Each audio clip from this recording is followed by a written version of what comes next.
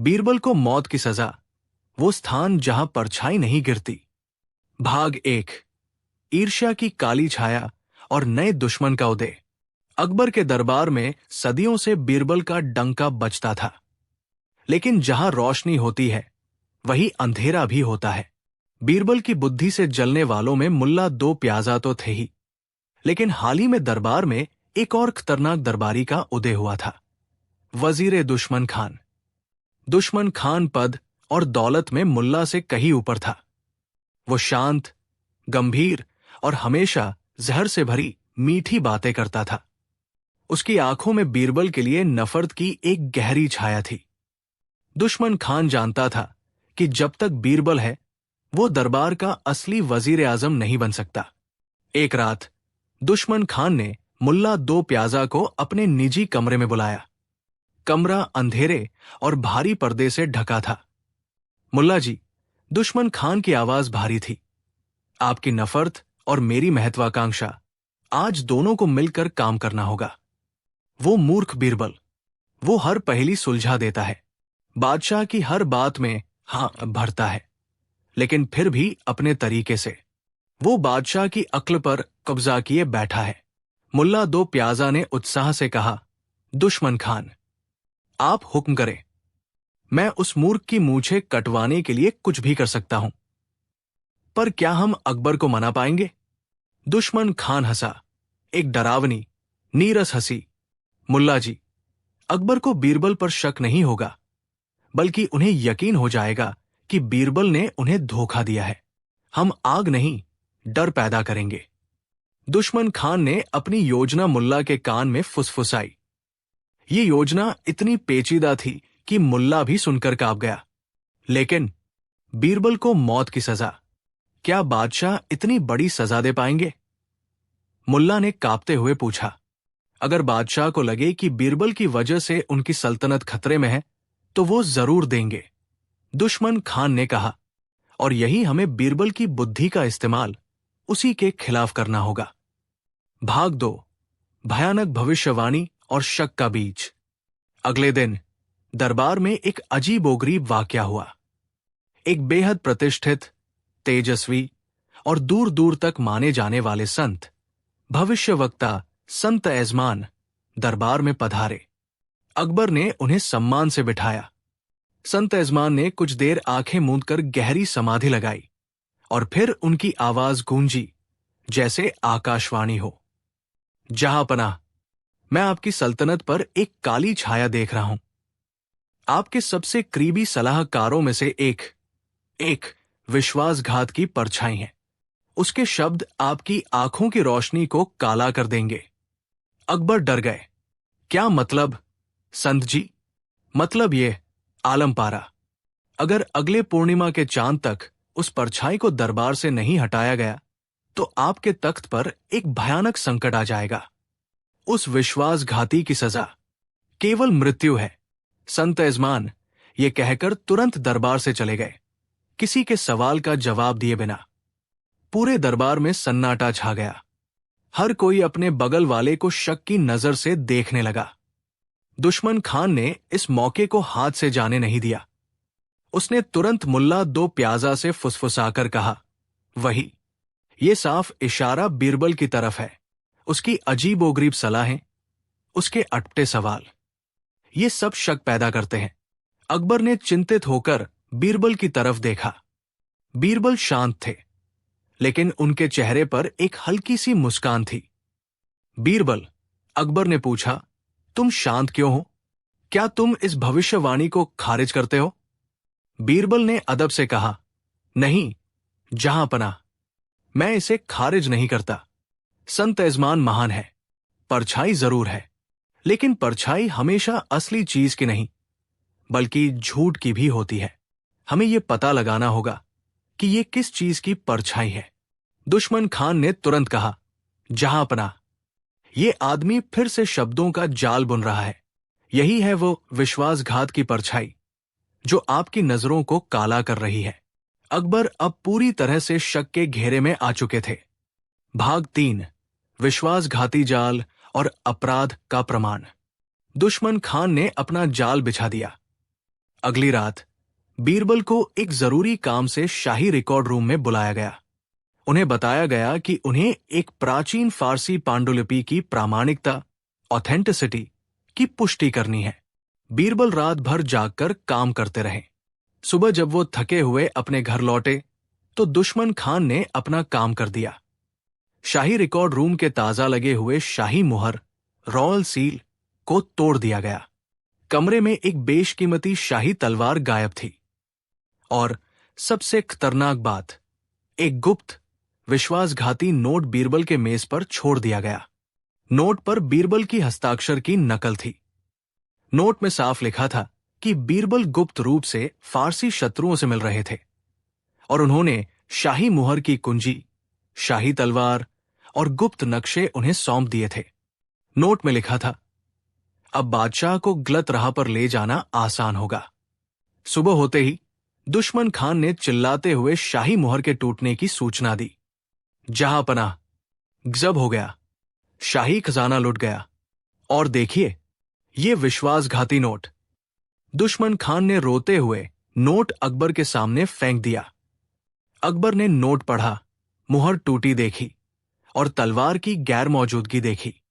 उसी समय मुल्ला दो प्याजा ने शाही मुहर की नकल का एक टुकड़ा बीरबल के घर से बरामद करने का नाटक किया, जो उन्होंने खुद वहां रखा था। अकबर का दिल टूट गया।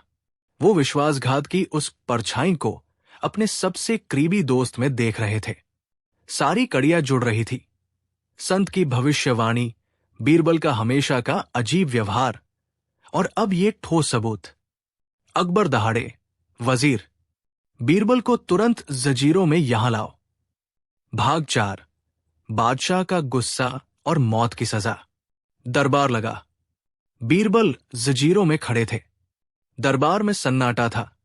सब डरे हुए थे। दुश्मन खान ने आंसू बहाते हुए एक प्रभावशाली भाषण दिया। जहां पनाह, ये वही विश्वासघात की परछाई है जिसके शब्द आपको राह से भटकाते रहे। ये आपकी सल्तनत को डुबो रहा था। इसने अपने दोस्त को धोखा दिया है। बीरबल ने शांत आवाज में कहा, जहां पनाह, मैं बेकसूर हूं। अकबर का चेहरा गुस्से और दुख से काला पड़ गया था। खामोश। बीरबल, हम तुम्हें इतने अच्छे से जानते थे कि तुमने हमें धोखा दिया। तुम्हारा हर सवाल, तुम्हारी हर मुस्कान, क्या वह सिर्फ एक चाल थी? हम तुम्हें क्षमा नहीं कर सकते। तुमने हमारी शाही मुहर, हमारी सल्तनत और हमारे विश्वास को तोड़ा है। अकबर ने अपनी तलवार म्यान से बाहर निकाली और चिल्लाए, इस विश्वासघात की सजा केवल मृत्यु है। हम बीरबल को मौत की सजा सुनाते हैं। इसे कल सूर्योदय पर फांसी दी जाएगी। पूरा दरबार थर्रा उठा। मुल्ला दो प्याजा खुशी से पागल हो गए, लेकिन उन्होंने चेहरा गंभीर बनाए रखा। बीरबल ने एक पल के लिए अपनी जंजीरों की तरफ देखा, फिर उन्होंने अकबर की तरफ देखा। उनकी आंखों में दुख था, डर नहीं। जहां पनाह, बीरबल ने कहा, मरने से पहले मेरी एक अंतिम विनती है और वो शाही नियम के अनुसार आपको माननी होगी। अकबर की आवाज भारी थी। हां, बोलो, आखिरी विनती क्या है? बीरबल ने अपनी आवाज को जोरदार बनाया और पूरी गंभीरता से अपनी अंतिम इच्छा रखी। मैं चाहता हूं कि मेरी फांसी एक ऐसे स्थान पर दी जाए जहां न तो सूरज की परछाई गिरे और न ही बारिश की परछाई गिरे। ये सुनते ही दरबार में फिर से हास्य और असमंजस का तूफान आ गया। ये कैसी अजीबोगरीब इच्छा है? अकबर ने हंसने की कोशिश की, पर हंस नहीं पाए। क्या बकवास है बीरबल, ये कैसी विनती है? ये मेरी अंतिम इच्छा है, जहां पनाह। और जब तक आप ऐसा स्थान नहीं ढूंढते, तब तक फांसी की सजा टालनी होगी। ये शाही नियम है। अकबर को मजबूरन बीरबल की बात माननी पड़ी। ठीक है, सजा टाली जाती है। जाओ, और जब तक ये स्थान नहीं मिल जाता, तब तक इसे शाही कारागार में रखा जाए। भाग 5, फांसी का हास्यमय स्थगन, एग्जीक्यूशन डिले। बीरबल को शाही कारागार के सबसे आरामदायक हिस्से में रखा गया। अब शुरू हुआ वो हास्यमय तमाशा जो बीरबल की चाल का असली मकसद था। समय खरीदना और सबको भटकाना। मुल्ला दो प्याजा और दुश्मन खान को लगा कि ये मूर्खतापूर्ण इच्छा बस समय बर्बाद करने की एक और चाल है। दुश्मन खान ने तुरंत मुल्ला को बुलाया। जाओ, इस मूर्खतापूर्ण शर्त का जवाब ढूंढो। इसे जल्द से जल्द खत्म करना होगा। मुल्ला दो प्याजा ने तुरंत अपनी टीम बनाई और पूरे आगरा में परछाई मुक्त स्थान की खोज शुरू कर दी। खोज का पहला दिन ऊंची दीवार के पास। मुल्ला ने सोचा कि सूरज की परछाई से बचने के लिए सबसे अच्छा तरीका है सबसे ऊंची दीवार के पास खड़ा होना। उन्होंने बीरबल के साथ फांसी का फंदा और जल्लाद को दीवार के पास तैयार रखा। जैसे ही सूरज निकला, दीवार की परछाई जमीन पर आ गई। मुल्ला चिल्लाए, जल्लाद! थोड़ा और आगे। परछाई से बाहर। जल्लाद आगे बढ़ा। अब मुल्ला दो प्याजा की अपनी परछाई जमीन पर आ गई। मुल्ला चीखे, अरे, मेरी परछाई क्यों आ रही है? जल्लाद, अपनी परछाई को दीवार पर चिपकाओ। जल्लाद ने कहा, हुजूर, मैं अपनी परछाई को कैसे रोकूं? वो तो मेरे साथ ही चलती है। दुश्मन खान, जो दूर से देख रहे थे, आगब बुला हो गए। बीरबल ने तो सजा से बचने का एक असंभव तरीका ढूंढ लिया है। खोज का दूसरा दिन, घनघोर अंधेरी गुफा। मुल्ला ने सोचा, अंधेरे में परछाई नहीं होती। वे बीरबल को लेकर आगरा के बाहर की एक गहरी अंधेरी गुफा में पहुंचे। हाँ, मुल्ला हंसे। बीरबल, यहां न सूरज की रोशनी आती है, न परछाई। अब बोलो। बीरबल ने एक गुफा के दरवाजे की तरफ इशारा किया। मुल्ला जी, आपने शर्त पूरी नहीं की। शर्त यह थी कि न सूरज की परछाई, नहीं बारिश की परछाई।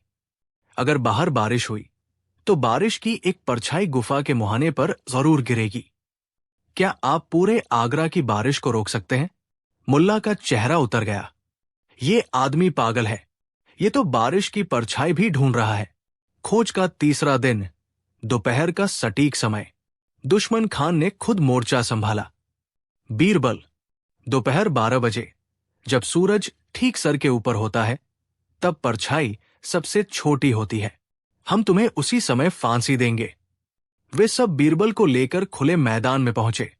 ठीक 12 बजे का समय हुआ। परछाई बहुत छोटी हो गई। बीरबल ने पूछा, दुश्मन खान, जब जल्लाद रस्सी खींचने आएगा तो क्या उसकी परछाई मेरे ऊपर नहीं पड़ेगी? दुश्मन खान ने देखा कि जल्लाद के जरा सा भी करीब आते ही उसकी छोटी सी परछाई बीरबल के ऊपर पड़ जाएगी। दुश्मन खान गुस्से से जमीन पर बैठ गए। लानत है, ये आदमी अपनी मौत की सजा को भी मजाक बना रहा है। भाग 6, जासूसों का जाल और बीरबल का नाटक। पूरे शहर में चर्चा थी कि बीरबल को सजा नहीं हो रही है, बल्कि वो बादशाह और वजीरों को एक असंभव पहेली में फंसा रहे हैं। लोगों को मजा आ रहा था। दुश्मन खान ने अपनी सारी ताकत इस बात पर लगा दी कि बीरबल को उनकी इस शर्त से माफ करवा दें, लेकिन बीरबल ने सजा को एक शाही नियम से जोड़ दिया था। दुश्मन खान ने अब एक और जाल बिछाया। उन्होंने अपने सबसे काबिल जासूसों को शाही कारागार में बीरबल के करीब भेज दिया, ये जानने के लिए कि बीरबल की अगली चाल क्या है। बीरबल का कमरा। बीरबल अपने आरामदायक कारागार में बैठकर एक पुरानी किताब पढ़ रहे थे। जासूस आसपास बैठे थे। बीरबल ने जानबूझकर जोर से एक अजीब बात कही, अरे, ये शाही कारागार कितना आरामदायक है। सच कहूं तो मुझे डर है कि अगर मुझे यहां से निकाल दिया गया तो मैं फांसी की सजा को याद करूंगा। जासूस भागे भागे दुश्मन खान के पास पहुंचे। हुजूर, बीरबल को फांसी का डर नहीं है। वो कह रहा है कि वो इस कारागार को याद करेगा। वो बादशाह से माफी नहीं मांगना चाहता। दुश्मन खान गुस्से से कांप गया। क्या? इसका मतलब है कि वो अपने जुर्म में खुश है। ये जरूर कोई बड़ी साजिश है। दुश्मन खान ने तुरंत अकबर को बताया, जहांपनाह, बीरबल को अपनी मौत का डर नहीं है। वो अपने जुर्म पर पछतावा भी नहीं कर रहा। ये और भी बड़ा सबूत है कि वो गद्दार है। भाग 7, बीरबल की चाल, कबूलनामा। बीरबल को पता था कि ये चाल ज्यादा देर तक नहीं चलेगी। दुश्मन खान दबाव में आकर कोई और जाल बिछाएगा। बीरबल ने अकबर को एक संदेश भेजा। संदेश, जहां पनाह, मैं अपना गुनाह कबूल करना चाहता हूं। मैं उस विश्वासघात की परछाई का राज खोलना चाहता हूं जिसने मुझे फांसी के तख्ते तक पहुंचाया। लेकिन मेरी एक शर्त है, मैं अपना कबूलनामा सिर्फ तभी करूंगा जब दरबार में वजीर दुश्मन खान भी मौजूद हो। आखिरकार वो वही व्यक्ति है जिसने मुझे पहचाना, वो इसका गवाह होना चाहिए। अकबर ने तुरंत धाकर दी। एक निजी गोपनीय बैठक का आयोजन किया गया। बीरबल, दुश्मन खान और मुल्ला दो प्याजा अकबर के निजी कक्ष में मौजूद थे। अकबर ने कहा, बीरबल, बोलो, तुम अपना जुर्म कबूल करना चाहते हो? बीरबल ने जंजीरों में खड़े होकर एक गहरी सांस ली। हां, जहां पनाह, मैं उस रात शाही रिकॉर्ड रूम में गया था। मैं जानता था कि वहां क्या होने वाला है। दुश्मन खान के चेहरे पर एक शैतानी मुस्कान आ गई।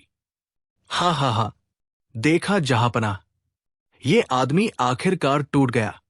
बीरबल ने दुश्मन खान की तरफ देखा। हां, दुश्मन खान, मैं टूट गया, लेकिन मैंने जो राज देखा वो आपसे छिपा नहीं है। क्या राज? दुश्मन खान ने घमंड से पूछा। बीरबल ने कहा, जहां पनाह, वो विश्वासघाती नोट जिस स्याही से लिखा गया था वो शाही खजाने की एक खास स्याही थी जिसे केवल 2 लोग पहचानते थे, मैं जो पांडुलिपियों का जानकार हूं, और वजीर दुश्मन खान जिसने पिछले महीने शाही खजाने की सूची प्रमाणित की थी। दुश्मन खान का चेहरा एकदम पीला पड़ गया। वो पूरी तरह से घबरा गया। भाग 8, असली परछाई का पर्दाफाश। बीरबल ने देखा कि दुश्मन खान घबरा गया है।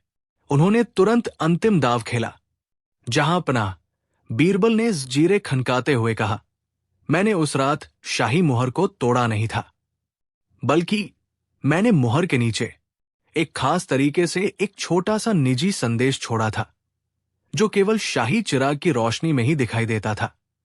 वो संदेश मेरे इक़दार न होने का सबसे बड़ा सबूत था।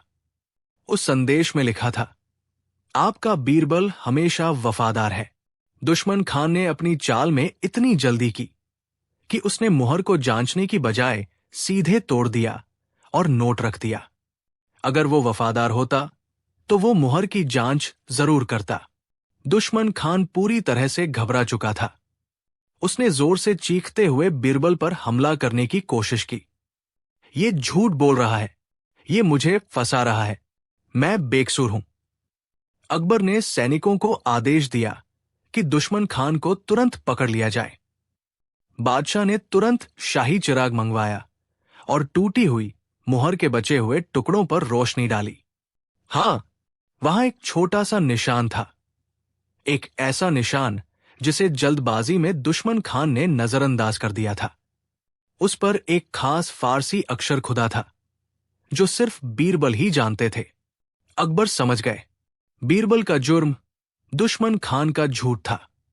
बीरबल को सजा दुश्मन खान की विश्वासघात की परछाई थी। मुल्ला दो प्याजा जो खुशी से कूद रहे थे को भी दुश्मन खान के साथ गिरफ्तार कर लिया गया। भाग 9, बादशाह की माफी और फांसी का रहस्य। अकबर ने तुरंत बीरबल की जंजीरें खोल दी और उन्हें गले लगाया। हमें माफ कर दो दोस्त, हमने बिना सोचे समझे उस विश्वासघात की परछाई पर भरोसा कर लिया। बीरबल ने मुस्कुराते हुए कहा, जहां पनाह, आपने वही किया जो एक राजा को करना चाहिए, सल्तनत की रक्षा। मैंने तो बस आपको समय दिया ताकि सच्चाई को सामने आने का मौका मिल सके। अकबर ने कहा, लेकिन तुम्हारी वो अजीबोगरीब अंतिम इच्छा, वो स्थान जहां न सूरज की परछाई न बारिश की परछाई गिरे, ये क्या था? बीरबल ने अब वो असली राज खोला जिसमें हास्य और बुद्धि का मिश्रण था। जहां पनाह, मैंने आपको फंसाया नहीं बल्कि सच्चाई की तरफ इशारा किया। पहला मकसद था समय खरीदना। मैं जानता था कि यह शर्त असंभव है, इसलिए फांसी की सजा टल जाएगी। लेकिन दूसरा और सबसे बड़ा मकसद यह था, वो स्थान जहां किसी भी तरह की परछाई नहीं गिरती। वो स्थान है सत्य, ट्रूथ। एक बेकसूर आदमी उसी जगह मर सकता है जहां उस पर किसी भी तरह के शक की परछाई न हो। मुझे शक की परछाई ने सजा दी थी, इसलिए मैं चाहता था कि मेरी फांसी परछाई मुक्त स्थान पर हो, और जहां सच्चाई होती है वहां कोई परछाई नहीं होती। अकबर बीरबल की अक्ल के आगे नतमस्तक हो गए। भाग 10, अंतिम मजाक और बीरबल की जय। अकबर ने बीरबल को शाही सम्मान से नवाजा और तुरंत दुश्मन खान और मुल्ला दो प्याजा को सजा सुनाई। सजा, चूंकि दुश्मन खान और मुल्ला दो प्याजा को परछाई इतनी पसंद है, इसलिए उन्हें तुरंत फांसी नहीं दी जाएगी। उन्हें पूरे 1 महीने तक कड़ी धूप में खड़ा रहना होगा और वो असंभव स्थान ढूंढना होगा जहां न तो सूरज की परछाई और न ही जल्लाद की परछाई कभी गिरे। उन्हें हर दिन इसकी गणित करके दरबार को बताना होगा। दुश्मन खान और मुल्ला दो प्याजा को जंजीरों में बांधकर बाहर खुले मैदान में खड़ा कर दिया गया। वे बार बार मुंह फुलाकर कैलकुलेशन करते, पर हर बार जल्लाद की परछाई उनके ऊपर आ जाती थी। पूरे आगरा में ये मजाक मशहूर हो गया।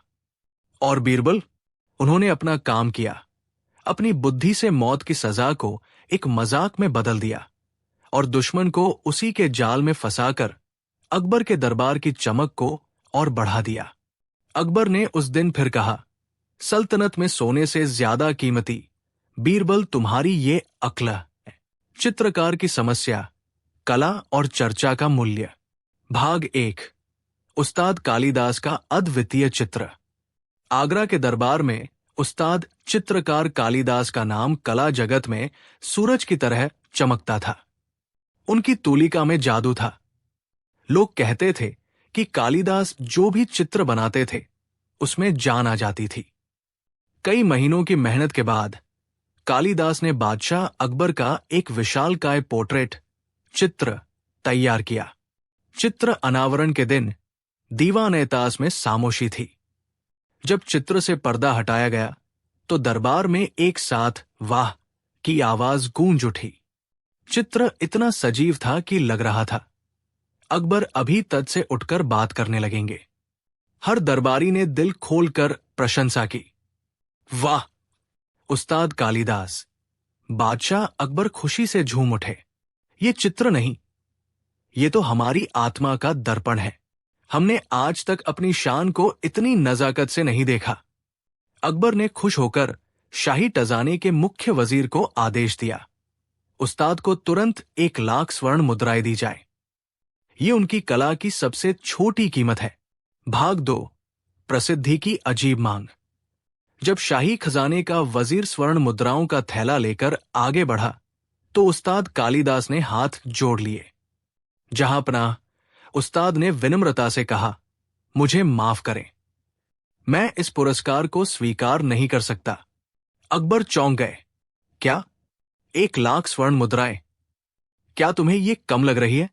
तुम जितनी मांगोगे हम उतनी देंगे। कालिदास ने सिर झुकाया। नहीं जहां पनाह, दौलत मेरे लिए समस्या नहीं है। मेरी समस्या कुछ और है। मेरा नाम सदियों तक अमर रहे, यही मेरी इच्छा है। मेरा चित्र कला के इतिहास में दर्ज हो, ये काफी नहीं। मेरी समस्या यह है कि इस चित्र की चर्चा हमेशा होनी चाहिए। उस्ताद ने भावुक होकर कहा, जहां पनाह, आप मुझे 10 लाख स्वर्ण मुद्राएं दे सकते हैं, पर लोग 2 दिन तारीफ करेंगे, फिर उसे भूल जाएंगे।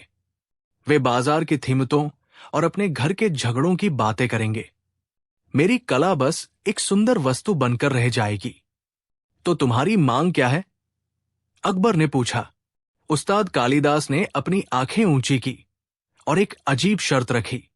मेरी मांग है कि ये चित्र और मेरा नाम अगले पूरे 1 महीने तक 30 दिन सल्तनत के हर व्यक्ति, हर व्यापारी, हर सिपाही और हर किसान की जुबान पर होना चाहिए। हर कोई इसकी ही चर्चा करे, चाहे तारीफ में हो या शिकायत में। यही मेरी कला का असली मूल्य होगा। पूरा दरबार सन्न रह गया। मुल्ला दो प्याजा हंसे। अरे, ये कैसी मूर्खतापूर्ण मांग है? आप लोगों को जबरदस्ती कैसे बात करवाएंगे? अकबर ने बीरबल की तरफ देखा। बीरबल, ये कैसी समस्या है? बीरबल मुस्कुराए। जहांपनाह, उस्ताद कालिदास की समस्या जायज है। वे दौलत नहीं, अविस्मरणीयता, अनफॉरगेटेबल लेगेसी मांग रहे हैं। अकबर ने तुरंत बीरबल को यह जिम्मेदारी सौंप दी। ठीक है बीरबल, ये तुम्हारी समस्या है। अगर तुम ये चित्र पूरे 1 महीने तक हर जुबान पर नहीं ला पाए तो तुम्हें 1,00,000 स्वर्ण मुद्राएं उस्ताद कालिदास को अपनी जेब से देनी होंगी। भाग 3, प्रतिष्ठा का मूक पतन। बीरबल ने यह चुनौती स्वीकार कर ली। उन्होंने पहले हफ्ते, सप्ताह में वही किया जो हर कोई करता, सीधी तारीफ और सम्मान। पहला सप्ताह, सम्मान और विफलता। शाही मुनादी। बीरबल ने पूरे आगरा में ढोल पिटवा दिए कि बादशाह का पोर्ट्रेट विश्व की सबसे महान कला है और इसकी तारीफ करना हर नागरिक का फर्ज है। शाही प्रदर्शन। चित्र को किले के सबसे ऊंचे बुर्ज पर प्रदर्शित किया गया ताकि हर कोई उसे देख सके। पुरस्कार। बीरबल ने ऐलान किया कि जो भी इस चित्र पर सबसे बेहतरीन कविता लिखेगा उसे सोने का पुरस्कार मिलेगा। परिणाम। लोग आए, तारीफ की, वाह वाह कहा, कुछ पुरस्कार जीतने के लिए झूठी कविताएं लिखीं और फिर चले गए। 3 दिन बाद बाजार में नई तरह की सब्जी की कीमत पर ज्यादा चर्चा होने लगी। मुल्ला 2 प्याजा ने बीरबल का मजाक उड़ाया। बीरबल, तुम लोगों को जबरदस्ती बात नहीं करवा सकते। लोगों को सिर्फ अपने पेट और अपनी बीवी की चिंता है, तुम्हारे चित्र की नहीं। उस्ताद कालिदास निराश हो गए। बीरबल जी, मैं हार मान लेता हूं।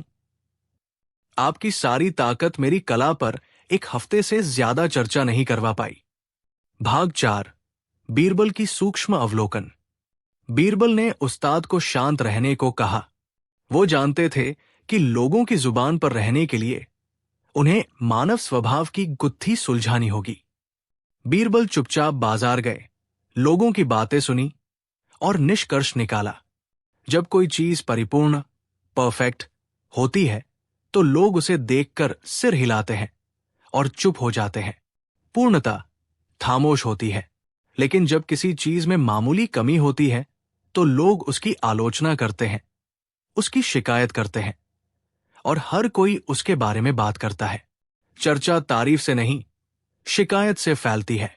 बीरबल को अपनी योजना मिल गई।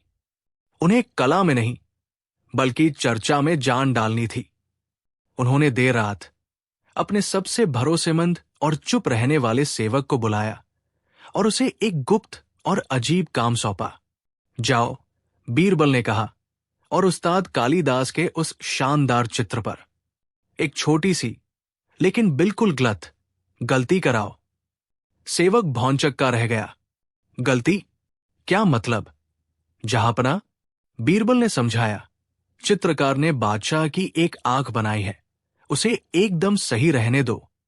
तुम दूसरी आंख पर एक सुअर के बच्चे की आंख जैसा एक बहुत ही बारीक लेकिन गलत आकार का निशान लगा दो। ये गलती इतनी सूक्ष्म होनी चाहिए कि लोग पहले तो उसे नजरअंदाज करें, लेकिन जब किसी को पता चले तो उसे देखकर हंसे या नाराज हों। सेवक कांपते हुए गया और कांपते हुए वापस आया। सुबह तक पोर्ट्रेट पर वो असाध्य दोष लग चुका था।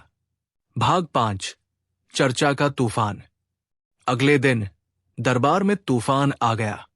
सबसे पहले मुल्ला 2 प्याजा ने चित्र पर गौर किया और चीख उठे, ये क्या है? जहांपनाह, उस्ताद कालिदास ने गलती कर दी है। बादशाह की दूसरी आंख थोड़ी अजीब है। ये तो एक मामूली सी भूल है, इतनी बड़ी भूल कैसे हो सकती है? मुल्ला ने बात उठाई। अगले ही पल एक वजीर ने कहा, हां, ये तो सच में गलत है। इतनी बड़ी गलती उस्ताद ने शायद जल्दबाजी की होगी। वजीर ने बात आगे बढ़ाई। पूरे दरबार में हंगामा मच गया। किसी ने कला की तारीफ नहीं की, सब उस छोटी सी भद्दी गलती पर चर्चा कर रहे थे। दुनिया का सबसे बड़ा चित्रकार और इतनी बड़ी भूल? यह खबर आग की तरह पूरे आगरा शहर में फैल गई। हर चाय की दुकान पर, अरे सुना, उस मशहूर चित्रकार ने बादशाह की एक आंख टेढ़ी बना दी। बाजार में? हाँ, मैंने खुद देखा। शायद उस्ताद बूढ़े हो गए हैं, हाथ कांप रहा होगा। हर किसान, हाँ हाँ, इतना बड़ा कलाकार भी भूल कर सकता है? ये तो बड़ी मजेदार बात है। उस्ताद कालिदास का गुस्सा 7वें आसमान पर था। वो दरबार में आए और बीरबल पर चिल्लाए, बीरबल, ये क्या किया तुमने? तुमने मेरी कला को कलंकित कर दिया। तुमने मेरा नाम मिटा दिया। मैंने प्रतिष्ठा मांगी थी, तुमने बदनामी दे दी। बीरबल शांत थे। उस्ताद जी, धैर्य रखें, 1 महीना अभी खत्म नहीं हुआ है। इधर अकबर भी नाराज थे। बीरबल, तुमने ये क्या किया? हमारी आज्ञा के बिना चित्र को क्यों बिगाड़ा? बीरबल ने कहा, जहांपनाह, आप कल 2 दिन के लिए कहीं बाहर जाकर आ जाइए। मैं आपको इसका उत्तर 1 महीने बाद दूंगा। अकबर और उस्ताद दोनों नाराज होकर लेकिन मजबूरी में मान गए। भाग 6, प्रसिद्धि का रहस्योद्घाटन। पूरे 1 महीने तक उस चित्र की चर्चा चलती रही। लोग उसे देखने आते थे, पहले तारीफ करने, अब उस अनोखी गलती को देखने।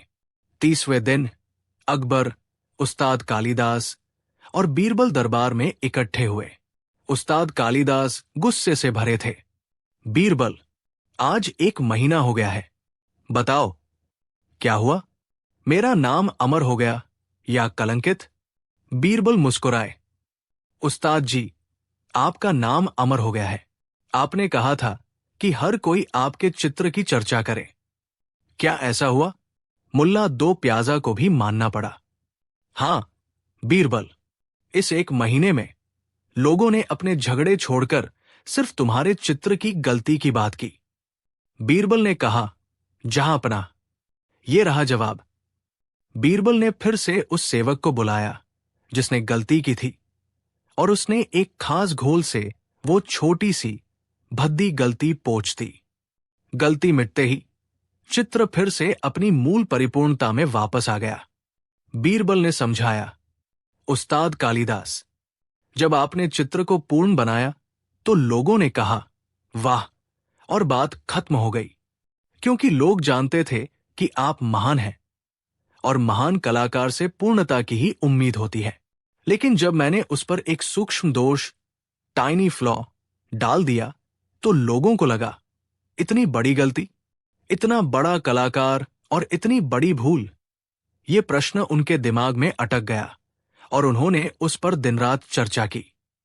पूर्णता अनुमानित होती है, लेकिन कमी हमेशा याद रखी जाती है। बीरबल ने कहा, सच्चाई यह है कि प्रसिद्धि तारीफ से नहीं मिलती, बल्कि लोगों के ध्यान से मिलती है, और आप लोगों का ध्यान केवल तभी पूरी तरह खींच सकते हैं जब आप उनके अनुमान को तोड़ दें। अकबर अपनी गद्दी से खड़े हो गए और हंसे। बीरबल, तुम कला, मनोविज्ञान और मानव स्वभाव तीनों के उस्ताद हो।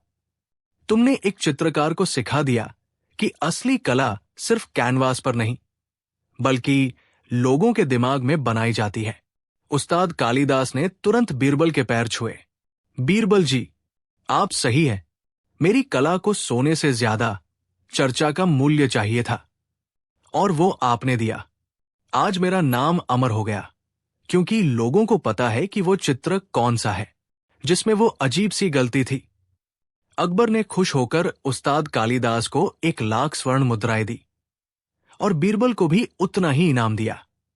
और मुल्ला 2 प्याजा, उन्होंने इस घटना के बाद कभी किसी चित्र में कमी ढूंढने की हिम्मत नहीं की, क्योंकि उन्हें डर था कि वो कमी कहीं उनकी ही न बन जाए।